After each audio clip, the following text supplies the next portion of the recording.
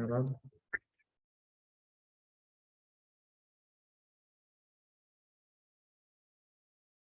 तो सब साथ में दोहराएंगे श्लोक दूसरा। अत्याहार प्रयासश्च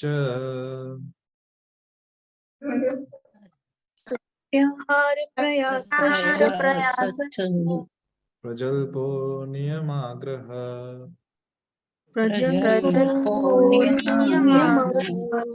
जनसंगश्च लोल्यश्च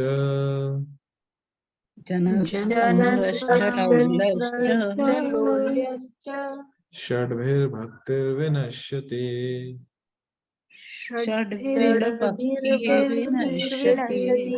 अत्याहार प्रयासश्च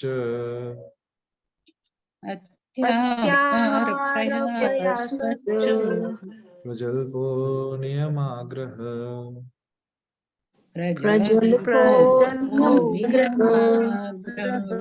जनसंगश्च लोल्यश्च षड्भिर्भक्तिर्विनश्यति।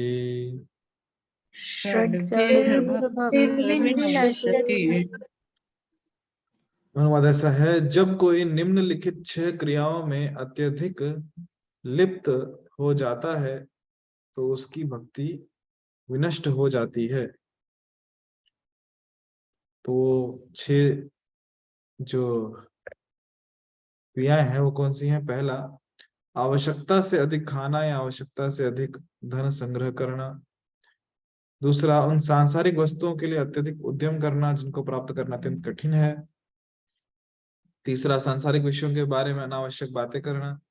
चौथा, शास्त्रीय विधि विधानों का आध्यात्मिक उन्नति के लिए नहीं अभी तो केवल नाम के लिए अभ्यास करना, या शास्त्रों के विधि विधानों को त्याग कर स्वतंत्रता पूर्वक या मनमाना कार्य करना। पांचवा, ऐसे सांसारिक प्रवृत्ति वाले व्यक्तियों की संगति करना जो कृष्ण भावनामृत में रुचि नहीं रखते। तथा छठा, सांसारिक उपलब्धियों के लिए लालायित रहना। तो हम थे पेज नंबर 28 में।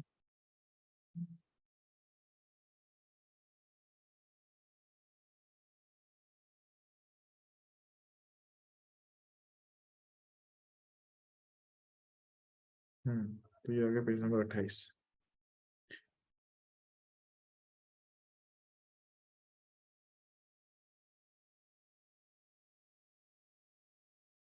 तो नियम आग्रह और नियम आग्रह पे चर्चा कर रहे थे कल हम। ये हो गया था। तो मनुष्य को चाहिए कि मायावादियों की संगति से भी बचे, क्योंकि वे केवल वैष्णवों की निंदा ही करते रहते हैं। वैष्णव मतलब भक्तों की निंदा। अत्याहारियों के अंतर्गत इन लोगों का समावेश हो जाता है। भुक्ति कामी अर्थात भौतिक सुख चाहने वाले, मुक्ति कामी अर्थात जो निराकार ब्रह्म में विलीन होकर मुक्ति चाहते हैं, तथा सिद्धि कामी अर्थात जो योग की सिद्धि चाहते हैं। ऐसे लोगों की संगति करना तनिक भी वांछनीय नहीं है। जो 3 लोग हैं, भुक्ति कामी, मुक्ति कामी या फिर सिद्धि कामी, तो इनकी संगति नहीं करनी चाहिए, क्योंकि ये सब लोग अशांत रहते हैं और अशांत व्यक्ति कभी किसी को शांति नहीं प्रदान कर सकता। मुक्ति मुक्ति सिद्धि कामी सकल अशांत, कृष्ण भक्त निष्काम आता एवं शांत। तो ये जो श्लोक है जहाँ पे चर्चा करी मायावादियों की जो संगति है उनसे बचना चाहिए और केवल भक्तों की संगति करना चाहिए। मायावादियों की संगति से क्यों बचना चाहिए? ठीक है, हमने कल देखा था कि जो भौतिकवादी लोग हैं जिनका जो मन है वो इंद्रिय तृप्ति में लगे रहता है, ऐसे लोगों की संगति से बचना चाहिए। और यहाँ पे एक और चीज कही गई है, वो क्या है कि हमें मायावादियों की संगति से भी बचना चाहिए। क्यों? क्योंकि वो हमेशा कृष्ण की निंदा करते रहते हैं, हमेशा जो भक्त हैं उनकी निंदा करते रहते हैं, कृष्ण भक्तों की निंदा करते रहते हैं। कृष्ण की निंदा डायरेक्टली नहीं करेंगे कभी भी, और जो कृष्ण की भक्ति की प्रणाली है उसकी निंदा करते हैं। तो ये मायावादी शब्द है, ये मायावादी शब्द क्या अर्थ क्या है? मायावादी कौन होते हैं? मायावादी अर्थात इनका कहना ऐसा है, जब भगवान अवतरित होते हैं तो वो माया के इसमें क्या बोलते हैं, माया का शरीर धारण करते हैं।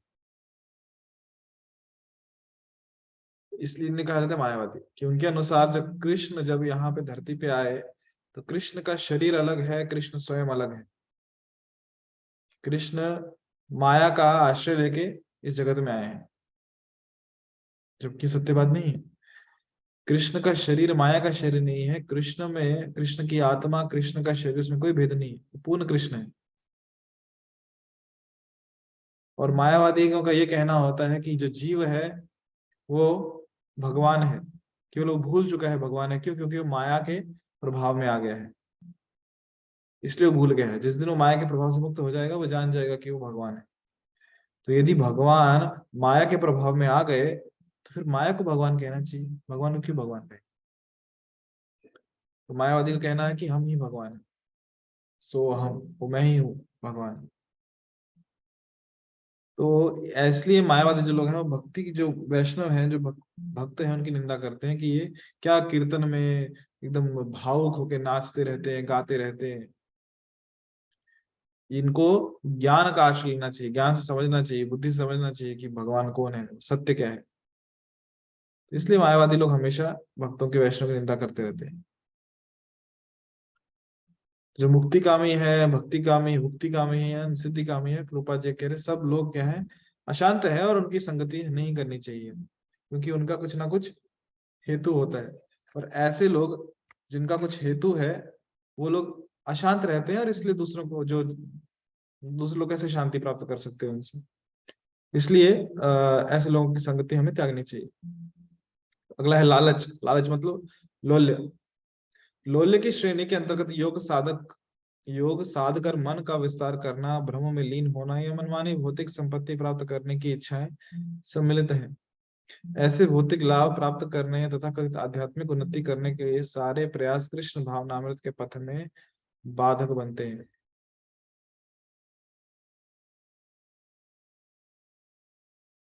तो ये लालच, जैसे लोग सिद्धियां, तो पता है आपको, अष्ट सिद्धि जो पता है, महिमा, महिमा, लघिमा, प्राप्ति, मतलब सिद्धियां हैं, 8 सिद्धियां हैं। तो, ऐसी सिद्धि के जो होते हैं ना, लालच, लोभ आना, जैसे सिद्धि काम में विशेषकर जो लोग हैं, तो कुछ ना कुछ सिद्धियों के चक्कर में पड़ जाते हैं, और अंतर्गत योग साध कर मन का विस्तार करते हैं वो अपना, और ब्रह्म में लीन होना या मनमानी भौतिक संपत्ति प्राप्त करने की इच्छाएं सम्मिलित रहती हैं इसमें। ऐसे भौतिक लाभ प्राप्त करने तथा कथित आध्यात्मिक उन्नति करने के सारे प्रयास कृष्ण भावनामृत के पथ में बाधक बनते हैं। कहने का मतलब सिंपल है, यदि कृष्ण के अलावा हम कुछ भी चाहते हैं तो हमारी भक्ति में बाधक है। सरल उदाहरण, कृष्ण के अलावा कुछ भी यदि हमारी इच्छा है कि हम चाहते हैं, तो मतलब हमारी भक्ति में बाधा बन रही है। फिर चाहे वो सिद्धि हो, कुछ भोग करने की वस्तु हो, या कोई मुक्ति की भी अभिलाषा कर रहे हैं, यदि कृष्ण नहीं है तो सब शून्य है। पूंजीवादियों एवं साम्यवादियों के मध्य जो आधुनिक युद्ध चल रहा है, वह अत्याहार के संबंध में श्री रूप गोस्वामी के उपदेश की अवमानना करने के कारण है। पूंजीवादी मतलब कौन? यदि आप जानते हैं, इंग्लिश में से कहते हैं कैपिटलिस्ट। कैपिटलिस्ट और साम्यवादी मतलब कम्युनिस्ट। कैपिटलिस्ट और कम्युनिस्ट में क्या है? पूंजीवादी मतलब जो बिजनेसमैन है, जिनका मानना है कि जो कष्ट करेगा, जो पैसा कमाएगा, पैसा उसका, संपत्ति उसकी। और साम्यवादी है, कम्युनिस्ट का कहना ऐसा है, नहीं ऐसे क्यों, सब चीज सबको बराबर मात्रा में मिलनी चाहिए। तो कोई भी उसमें, कैपिटलिस्ट में, सॉरी, कम्युनिज्म जो है, साम्यवादी है, उसमें कोई भी जो बिजनेस है वो किसी व्यक्ति का नहीं होता विशेष, सरकार के पास सब कुछ था, सब अधिकार सरकार के पास रहता। तो आज के समय में विशेषकर ये 1900 या 1800 की समय की बात है, काफी युद्ध चलते रहता है, इवन आज भी चलता है भारत में, कि जो बिजनेस है, जो प्रॉपर्टीज हैं, जो इंडस्ट्रीज हैं, वो सरकार के पास रहनी चाहिए या किसी व्यक्ति विशेष के पास रहनी चाहिए। तो ये पूंजीवादियों का कंसेप्ट चलना चाहिए, साम्यवादी का कंसेप्ट चलना चाहिए, कौन सा किस प्रणाली का हमें पालन करना चाहिए।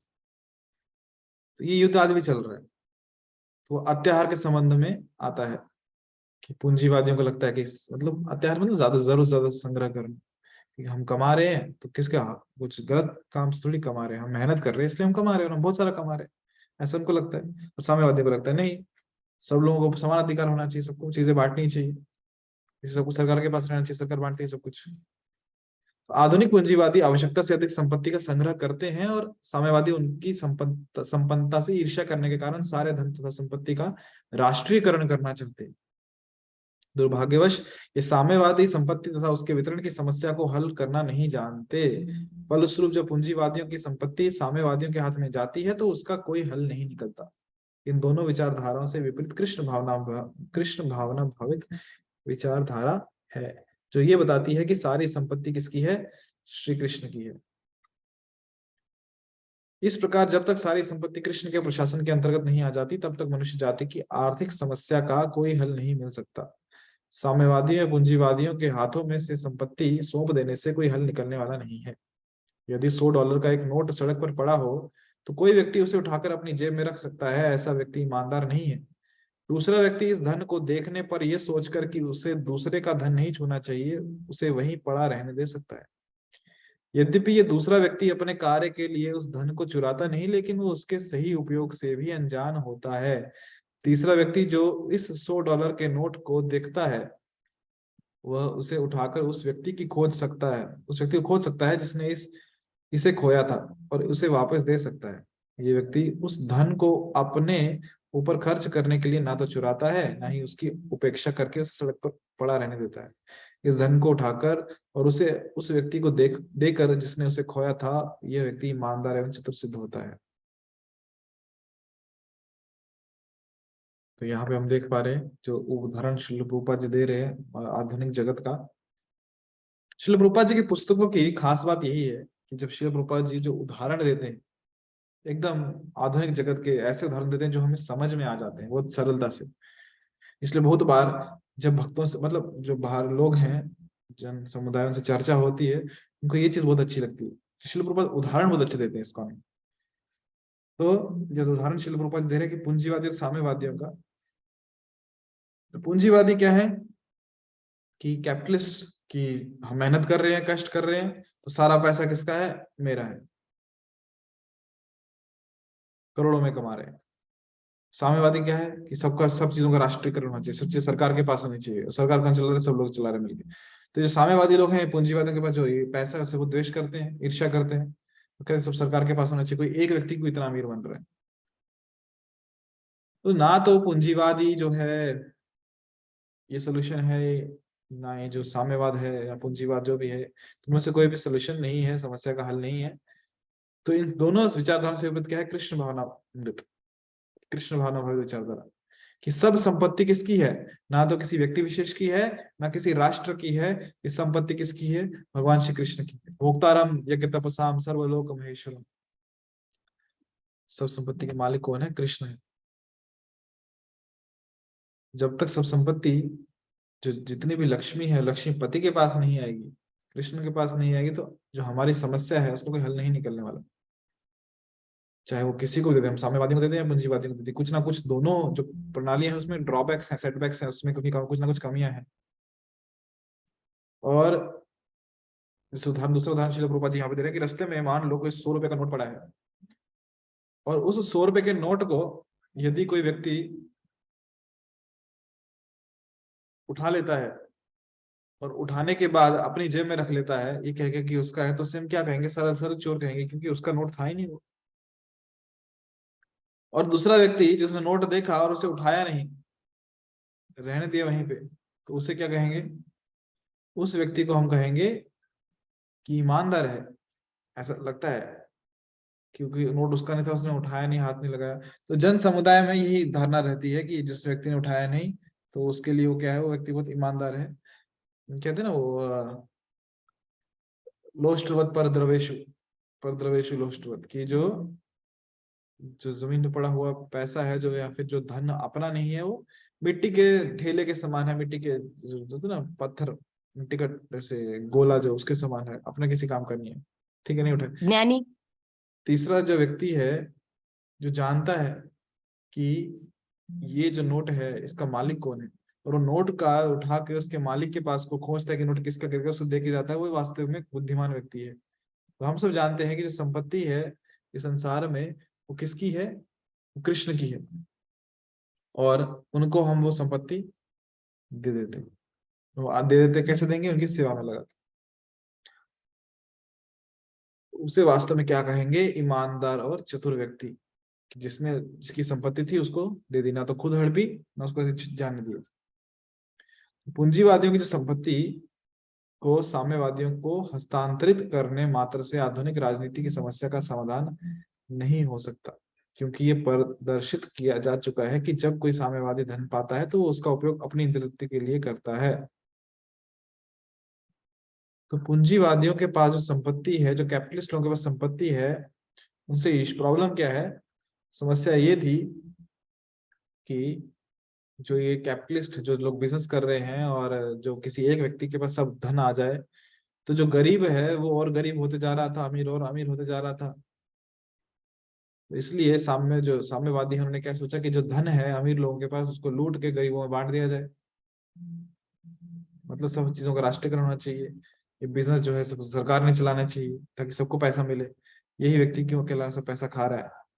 तो यदि वैसा कर भी दिया तो भी समस्याओं का समाधान नहीं हो सकता, क्योंकि साम्यवादी के पास भी यदि धन आएगा तो उसका उपयोग कहाँ करेगा? वो अपनी इंद्रिय में ही करने वाला है। और वास्तव में जो पूरे संसार की संपत्ति है वो किसकी है? कृष्ण की है। और प्रत्येक जीव को, चाहे वो मनुष्य हो, पशु हो या पशु, उसका जन्मसिद्ध अधिकार है कि वो ईश्वर की संपत्ति को अपने पालन के लिए उपयोग में लाए। जब कोई व्यक्ति, चाहे वो पूंजीवादी हो या साम्यवादी हो, अपने पालन की आवश्यकता से अधिक ग्रहण करता है तो वह चोर होता है और प्रकृति के नियमों द्वारा दंडित होने योग्य है। फिर वो चाहे पूंजीवादी हो या साम्यवादी हो, कोई भी हो, पर संपत्ति किसकी चुरा रहा है? कृष्ण की। विश्व की संपत्ति का उपयोग समस्त जीवों के कल्याण के लिए होना चाहिए, क्योंकि माता प्रकृति की यही योजना है। प्रत्येक व्यक्ति को भगवान की संपत्ति का उपभोग करते हुए जीवित रहने का अधिकार है। जब लोग भगवान की संपत्ति को वैज्ञानिक ढंग से उपयोग में लाने की कला सीख लेंगे, तब वे एक दूसरे के अधिकारों पर अतिक्रमण नहीं करेंगे। तभी एक आदर्श समाज का निर्माण हो सकता है। हाँ, यहाँ पे जो भी आगे श्लोक भी आएगा, इसका शीर्षोपनिषद का श्लोक है। ये आज की डेट में हम देखते हैं कि सबको अपने अपने हिस्सा अपना अपना मिला हुआ, फिर भी एक लालच लोभ के कारण व्यक्ति क्या करता है? अतिक्रमण करने का प्रयास करता है दूसरे की प्रॉपर्टी पे, दूसरे की जो क्या कहते हैं इसे, संपत्ति है उसको। तो जैसे हम देखते हैं कि जब कहीं प्लॉटिंग हो रही हो या फिर कहीं पे कुछ जमीन मार्क करते हैं, जो प्लॉटिंग कर रहा है वो देखता है कि सामने वाला व्यक्ति कहीं वो बाजू में तो नहीं है, तो मैं अकेला प्लॉटिंग कर रहा हूँ, तो प्लॉटिंग करते समय 1-2 फुट थोड़ा चारों तरफ से ज्यादा ही मार्क कर लेता है और उसमें सब कुछ बांध लेता है।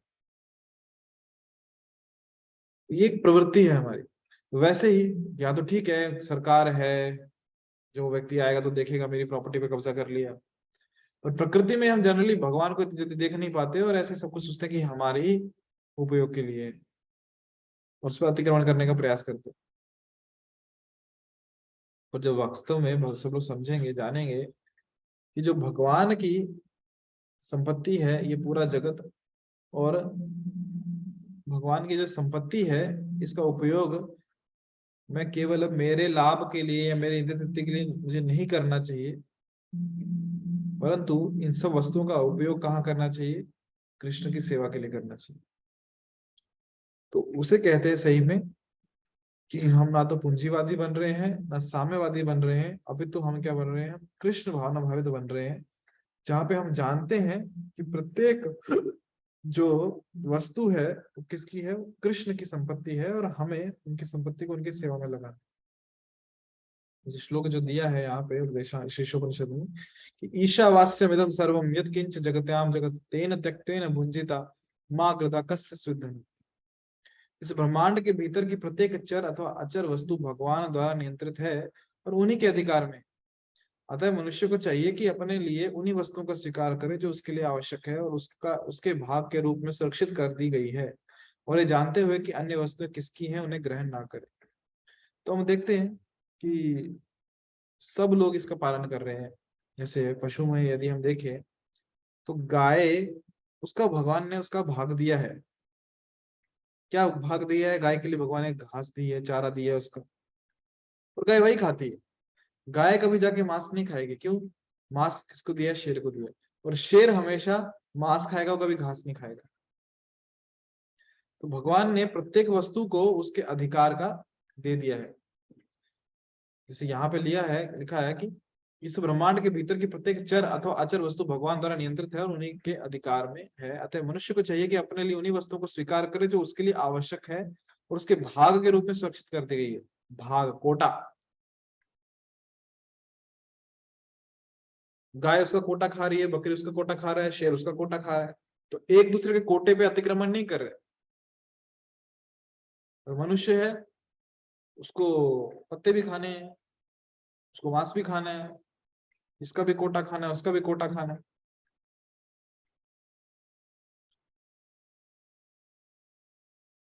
कृष्ण भावना भावित भक्त भली भांति जानते हैं कि इस भौतिक जगत की रचना भगवान की पूर्ण व्यवस्था द्वारा समस्त जीवों के जीवन की सभी आवश्यकताओं की पूर्ति के उद्देश्य से की गई है, जिसमें एक दूसरे के जीवन या अधिकारों में किसी तरह का अतिक्रमण करने की आवश्यकता ना हो।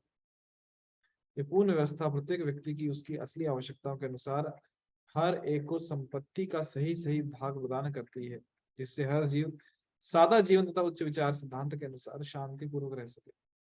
जो भाग्यवश भौतिकवादी लोग, जिनकी ना तो ईश्वर की योजना में श्रद्धा है, ना ही उच्चतर आध्यात्मिक विकास की महत्वाकांक्षा है, अपनी ईश्वर प्रदत्त बुद्धि का दुरुपयोग केवल अपनी भौतिक संपदा को बढ़ाने में करते हैं।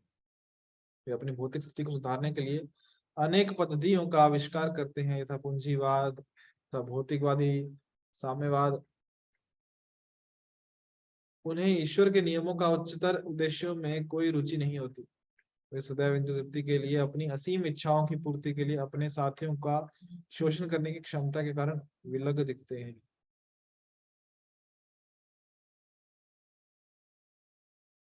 तो कृष्ण भावनामृत भावित है, यानी कि जो भगवान श्री कृष्ण का भक्त है, वो जानता है जो भगवान ने सृष्टि बनाई है, उसमें भगवान ने ऐसी व्यवस्था की है कि सभी जीवों की इच्छा पूरी हो जाएगी। सभी जीवों की जो आवश्यकता है उसकी पूरी भगवान करेंगे। और वो ऐसे पूरी करते हैं कि हर एक किसी भी जीव को, किसी दूसरे जो जीव है उसके जो अधिकार हैं, उसके जो आवश्यकताएं हैं, उस पर अतिक्रमण करने की आवश्यकता नहीं है। और इसी को कहते हैं सरल जीवन उच्च विचार, जहां हम दूसरों के जो कोटा है, दूसरों का जो भाग है, उस पर अतिक्रमण ना करें। आवश्यकता भगवान सबकी पूरी कर रहे हैं। फिर भी दुर्भाग्य ऐसा है कि जो भौतिकवादी लोग हैं, जिनकी ना श्रद्धा भगवान में है ना उनकी योजनाओं में है, ऐसे लोग क्या करते हैं? अपनी भौतिक स्थिति को सुधारने के लिए, भौतिक स्थिति को सुधारने मतलब कि जो भी वो इंद्र तृप्ति आज कर रहे हैं आज की डेट में, उस इंद्र तृप्ति का स्तर कैसे बढ़ा सके, ज्यादा से ज्यादा इंद्र तृप्ति कैसे कर सके, उसके लिए फिर क्या करते हैं? वो दूसरे का कोटे को अतिक्रमण करने का प्रयास करते हैं, या फिर दूसरे लोगों का शोषण करने का प्रयास करते हैं। वस्तुओं का शोषण करेंगे, व्यक्तियों का शोषण करेंगे।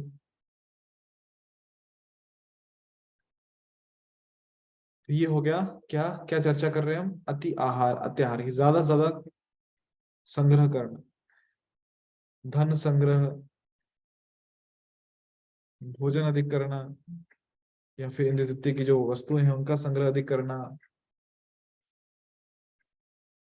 तो जब मन हमारा या बुद्धि हमारी इस प्रकार के संग्रह में लगी होगी, तो उस समय अभी आप ही बताइए कैसे हमें स्मरण हो आएगा कि कृष्ण की सेवा करनी है या कृष्ण का नाम जप करना है। वहां तो मन यही लगे रहेगा। यदि मानव समाज श्री रूप गोस्वामी द्वारा गिनाए गए मूलभूत दोषों, यानी कि अत्याहार और बाकी सब अत्याहार इत्यादि को छोड़ दे, तो मनुष्यों तथा पशुओं, पूंजीपतियों तथा साम्यवादियों आदि के बीच का सारा वैमनस्य दूर हो जाएगा। यही नहीं, आर्थिक या राजनीतिक विषमता तथा अस्थिरता की सारी समस्याएं हल हो जाएंगी। ये शुद्ध चेतना समुचित आध्यात्मिक शिक्षा तथा अभ्यास द्वारा जागृत की जाती है, जो वैज्ञानिक रीति से कृष्ण भावनामृत आंदोलन द्वारा प्रदान की जाती है। कि कृष्ण भावनामृत आंदोलन एक आध्यात्मिक समुदाय का संगठन प्रदान करता है जो विश्व में शांतिपूर्ण स्थिति ला सकता है। प्रत्येक बुद्धिमान व्यक्ति को अपनी चेतना को शुद्ध करना चाहिए और कृष्ण भावनामृत आंदोलन की हृदय पूर्वक शरण शरण ग्रहण करके भक्ति मार्ग में अवरोधों से अपने को मुक्त कर लेना चाहिए।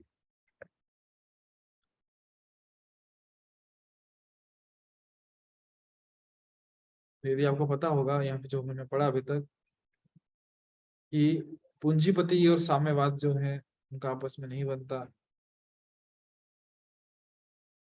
और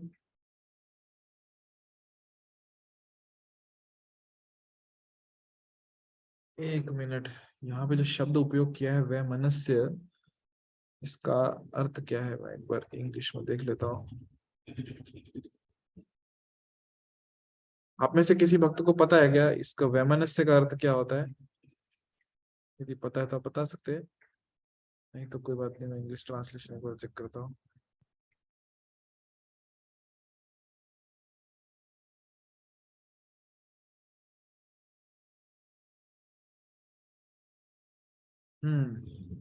एनमिटी, ओके यस, बराबर है। वैमनस्य मतलब शत्रुता। तो यदि मानव समाज है, जो रूप गोस्वामी ने दोष बताए, 6 दोष, अत्याहार नहीं करना, जन जो अभक्त है उनका संग नहीं करना, अधिक प्रयास नहीं करना, अत्याहार प्रयास प्रजल्प नहीं करना, जो नियम का पालन, मतलब कि केवल पालने के लिए नियम पालन करना, उसके पीछे का अर्थ नहीं समझना, या फिर नियम पालन ही नहीं करना, जो लोलच सॉरी लोल्य लालच भौतिक वस्तुओं का वो नहीं करना, भक्तों का संग नहीं करना, ये जो भी दोष रूप गोस्वामी यहाँ बता रहे हैं, जिसका पालन इसको दोषों को छोड़ देंगे हम, तो फिर जो मनुष्य हैं, जो पशु हैं, आपस में कुछ शत्रुता वैर नहीं रहेगा। पूंजीपति जो है, कैपिटलिस्ट, कम्युनिज्म, साम्यवाद, उनमें दोष, उनमें आपस में भेदभाव या फिर शत्रुता नहीं रहेगी। और विशेषकर जो आर्थिक समस्याएं हैं समाज में, जो राजनीतिक समस्याएं हैं, तो इन सब का क्या हो जाएगा, अंत हो जाएगा, सब समस्याएं हल हो जाएंगी। और ये शुद्ध चेतना समुचित आध्यात्मिक शिक्षा तथा अभ्यास द्वारा जागृत की जाती है। आध्यात्मिक शिक्षा मतलब क्या? श्रीमद् भगवद गीता, श्रीमद् भागवतम का अभ्यास पठन, यह आध्यात्मिक शिक्षा, तो जो वैज्ञानिक रीति से कृष्ण भावनामृत आंदोलन द्वारा प्रदान की जाती है, विशेषकर श्रील प्रभुपाद जी के तात्पर्य द्वारा। बहुत एक साइंटिफिक तरीके से श्रील प्रभुपाद जी ने गीता और भागवतम के श्लोक हमें समझाए उनके तात्पर्य से। ये संघ है, एक समुदाय है, जहाँ पे हम भक्तों के संग में हैं, एक दूसरे को सपोर्ट करते हैं, एक साथ रह के हमको एक शक्ति मिलती है, जहाँ पे हम इस प्रणाली का, कृष्ण भावनामृत जो प्रणाली है, इसका अभ्यास कर सके। और यही एकमात्र एक संगठन है जो पूरे विश्व में शांति ला सकती है।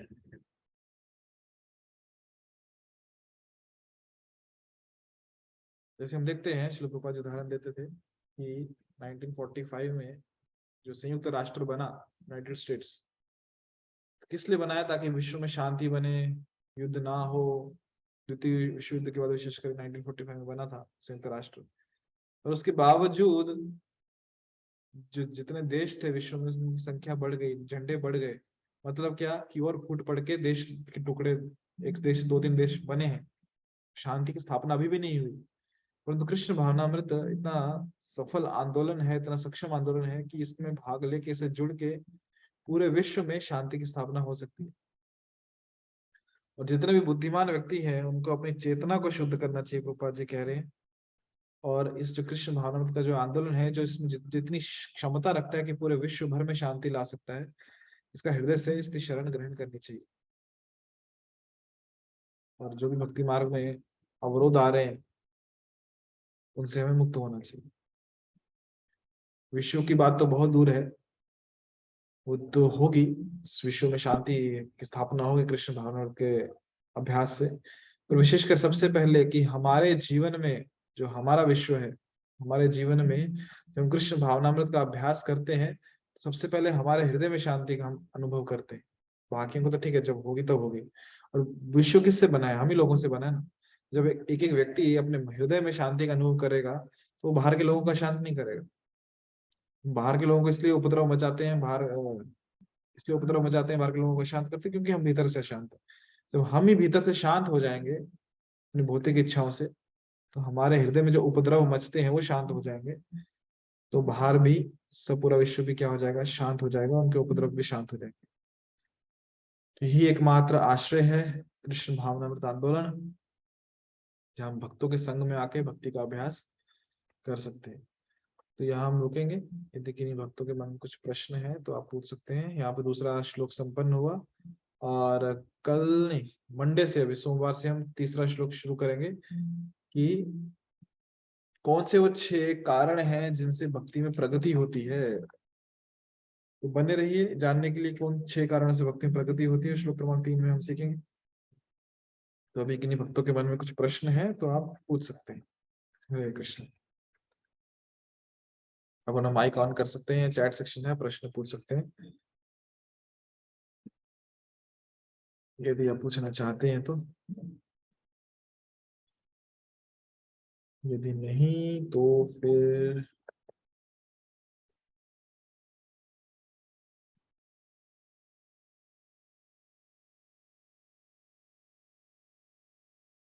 हम कुछ थोड़ा सा रिवीजन कर लेते हैं फिर, और क्या। जो हमने 6 दोष देखे उनके बारे में चर्चा कर लेते हैं। कोई प्रश्न नहीं है।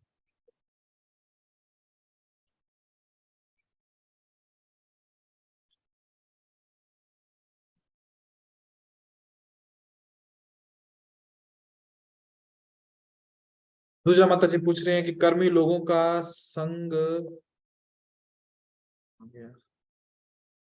कर्मी लोगों का संग करना यानी कि कैसे, मतलब जब क्या पूछ रहे हैं, कर्मी लोगों का संग करना नहीं करना, मैं प्रश्न पढ़ी के समझ नहीं, आप माइक ऑन करके प्रश्न पूछ सकते हैं सीधा।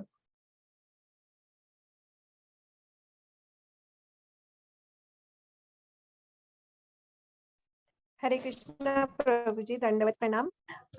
मेरा सवाल ये कि मतलब अभी हम जैसे कर्मी लोगों से तो हम मिलते हैं, मतलब जैसे अभी मैं ऑफिस में जाती हूँ तो फिर वहाँ पे सब लोग तो कर्मी ही है, तो कांटेक्ट में तो हम आते ही है। तो फिर उन संग करना मतलब क्या, सिर्फ कांटेक्ट में रहना या फिर और कुछ उसका? जी वही जो कल भी ये 2 सवाल पूछा था भक्तों ने, तो ठीक है, वही उत्तर है कि संग मतलब क्या, कि हमें उन्हें अपना संग देना है, उनका संग नहीं लेना है। जो उनकी विचारधाराएं हैं, जो उनकी इच्छाएं हैं, उनका प्रभाव अपने ऊपर नहीं होने देना है। उनके विचारों को हमें स्वीकार नहीं करना, अपितु हमें उनको अपने विचार, जो श्रील प्रभुपाद और कृष्ण शास्त्रों के माध्यम से विचार दे रहे हैं, व्यक्त कर रहे हैं, वो हमें उन्हें देने हैं। तो हमें उनका संग नहीं लेना है, अपितु अपना संग उन्हें देना है। ये हो गया। इस प्रकार से हम कर्मी लोगों के साथ संग कर सकते हैं। जी माता जी।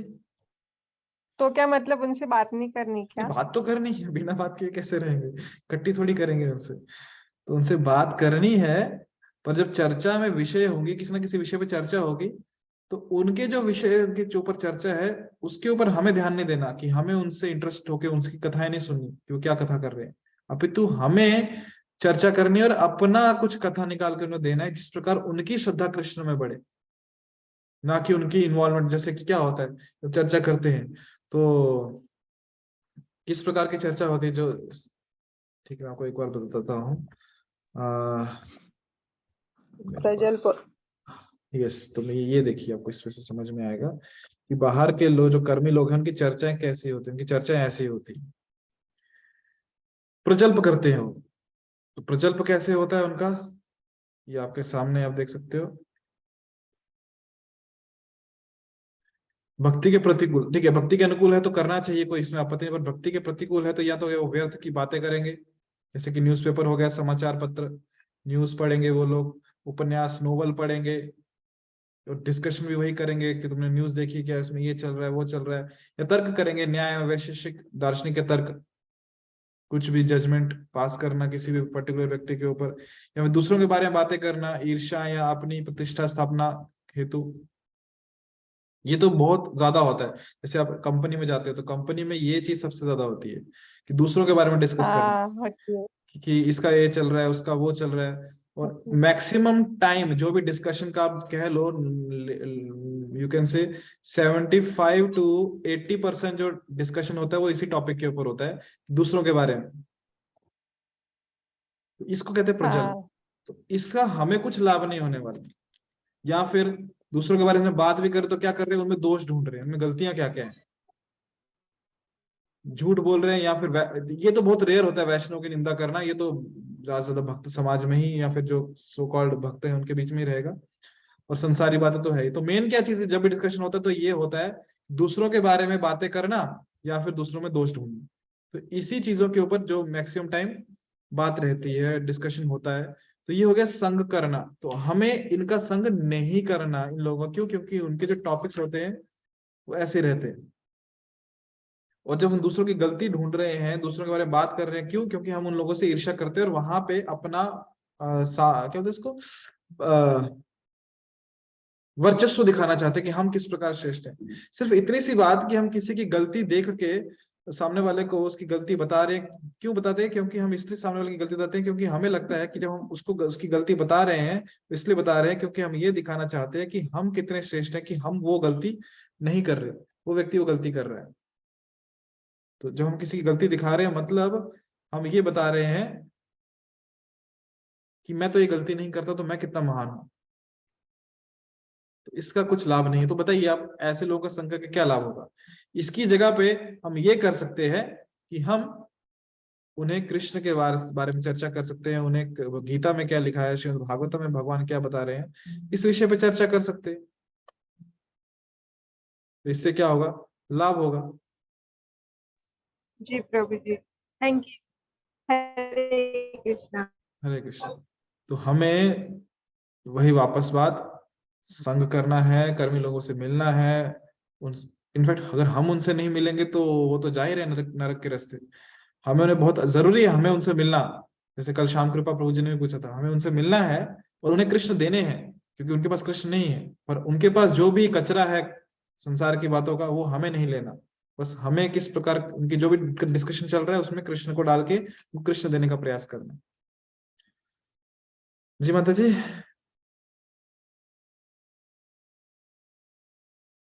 हरे कृष्ण। तो यहाँ रुकते हैं हम, अभी सोमवार को मिलेंगे तीसरे श्लोक के साथ। वाञ्छाकल्पतरुभ्यश्च कृपा सिन्धुभ्येव च पतितानां पावनेभ्यो वैष्णवेभ्यो नमो नमः। अनंत कोटि वैष्णववृंद की जय। श्रील प्रभुपाद की जय। हरे कृष्ण।